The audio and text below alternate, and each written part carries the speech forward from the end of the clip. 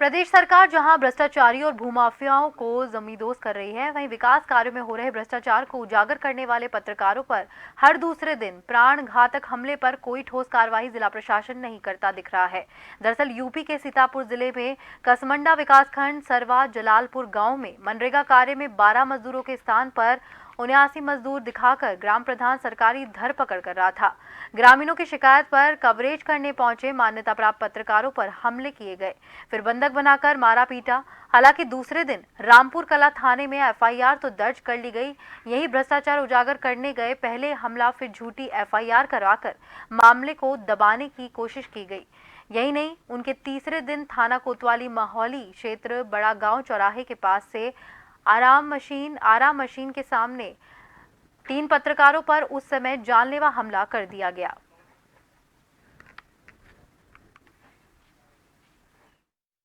पत्रकारों पे बराबर हर दूसरे दिन घटनाएं कहीं ना कहीं सामने आ रही है, प्राणघाती हमला हो रहा है। व्यापार मंडल इसको किस तरीके से देख रहा है? क्योंकि जो हमारे पत्रकार हैं, जो खोजी पत्रकारिता कर रहे हैं, उनको थोड़ा लाइन से हट करके खोजी पत्रकारिता करनी पड़ती है। अगर उनके ऊपर जो हमला है, ये लोकतंत्र के चौथे स्तंभ के ऊपर हमला है। अगर इस हिसाब से हमले होते रहे तो जो अंदर की खोजी खबरें हैं निकल करके बाहर नहीं आएंगी, भ्रष्टाचार बढ़ेगा, कुशासन बढ़ेगा और लोगों के अंदर अपराध करने की भावना बढ़ेगी। पत्रकारी एक होता है, सामने ला करके दिखाता है कि जंगल में मोरनाचा देखा किसने।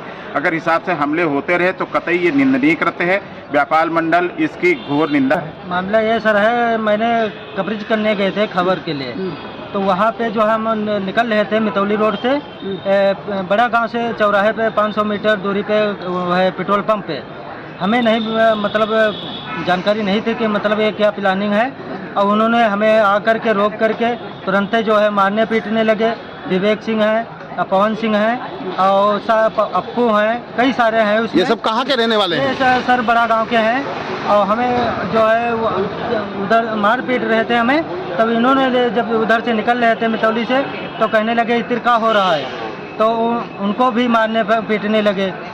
जनपद में इस समय आए दिन पत्रकारों पर लगातार हमले हो रहे हैं, जिसमें जिला प्रशासन पूर्णतः निष्क्रिय दिखाई दे रहा है।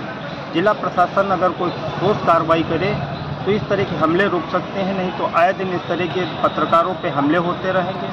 और ये जो राष्ट्र का चौथा स्तंभ कहा जाता है पत्रकारिता, ये कहीं न कहीं विलुप्त होने की कगार पे आ जाएगा।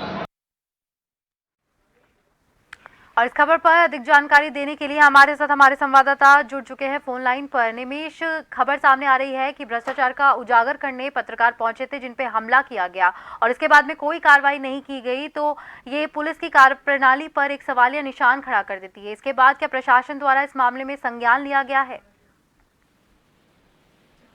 जी, मैं आपको बताना चाहता हूँ कि पत्रकारों पर 21 सितंबर से लगातार हमला कर रहे हैं, और भ्रष्टाचार उजागर करने के लिए जब कोई पत्रकार कवरेज करने के लिए जाता है, जैसे आपको उदाहरण के तौर पर हम बता दें कि मनरेगा मजदूरी में मास्टर रोल पर 79 मजदूर दिखाए जाते हैं, लेकिन मौके पर जब वो जो है कवरेज में आते हैं तो 12 मजदूर ही काम करते हैं। इस प्रकार से जो भ्रष्टाचार हो रहा है, और प्रदेश सरकार लगातार भ्रष्टाचारियों को जमींदोज करने पर लगी है, लेकिन फिर भी जो पत्रकार भ्रष्टाचार को खत्म करने के लिए जो कोशिश कवरेज दिखाते हैं और कवरेज करने जाते हैं तो उन पर लगातार हमला होते हैं और उन पर एक झूठी एफआईआर दर्ज करा दी जाती है।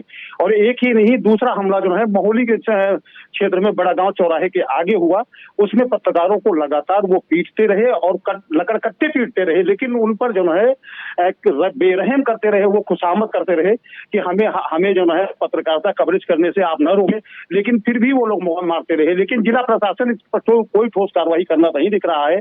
अगर जिला प्रशासन इस ठोस कार्रवाई नहीं की तो पत्रकारों का जो है अभिव्यक्ति की स्वतंत्रता पर यह कुठाराघात है, और चौथे स्तंभ पर जो है लगातार जो है प्राणघातक हमला करना जो है ये एक सवालिया निशान खड़ा करता है।